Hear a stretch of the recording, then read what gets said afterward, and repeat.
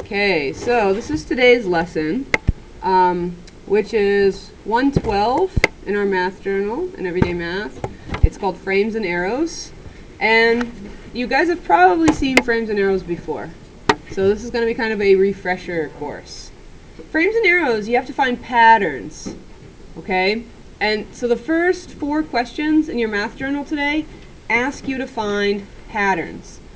So let's just do the first one together so you can kind of see how it works. And because I don't want to write in the math journal, I'm going to copy it right over here. So 37, 40, 43. Okay, think about what the pattern is, because then you're going to have to find out what the next numbers are.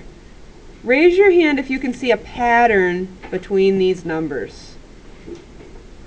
Look and see. Think about adding, subtracting. What might be the pattern, okay, between these numbers, right? And if you're not sure how to find the pattern, think about what happens between this number and this number. What happens there? How do you go from 37 to 40? How does that work? How do you get from 37 to 40? What do you do to get there? Okay, raise your hand if you know how you get there. Okay? And if you said you would have to add 3 to get from 37 to 40, you would be correct. Let's see what happens when we go from 40 to 43.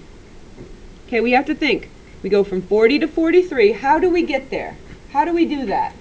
What do we have to do to go from 40 to 43? Raise your hand if you think you know.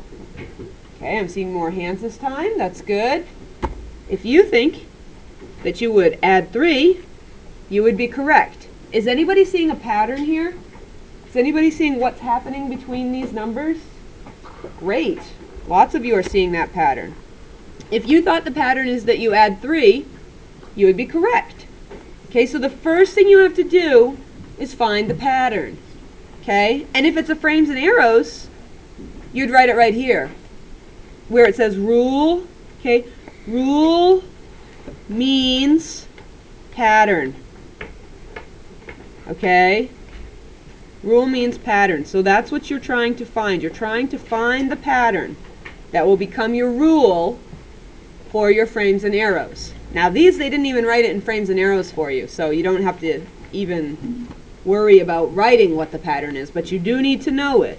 Okay, and you might even write up here, you might write plus 3, just to remind yourself, and I'd want you looking right up at the lesson while I'm doing it so that you can see what I'm talking about. Okay, so now you have to think, these 3 numbers are left blank. I wonder how we're going to go and figure out what these 3 numbers are. So for here we went 37 to 40, we knew we added 3. 40 to 43, we knew we added 3. Well, we don't know what this number is, but we're going to add 3. So we're going to do 43 plus 3 equals. Okay? What is that going to equal? 43 plus 3. Raise your hand if you know what 43 plus 3 is going to equal. Okay, lots of you have an idea about that. 43 plus 3 is going to be 46. Right? 3 plus 3 is 6, 46. Okay, now again, we don't know what this next number is. So, we only know that we're going to add 3, because that's our pattern. We're going to add 3 to 46, and who knows what 46 plus 3 is going to be? Raise your hand if you know. Okay, if you thought the answer was 49, you would be correct. Okay, and then we have one more because there were 3 blanks. I actually drew 4. We don't need 4. But we could make as many as we wanted to if we wanted extra practice. Okay, we know that we're going to add 3 to that. And let's see, 49 plus 3, who knows what 49 plus 3 is?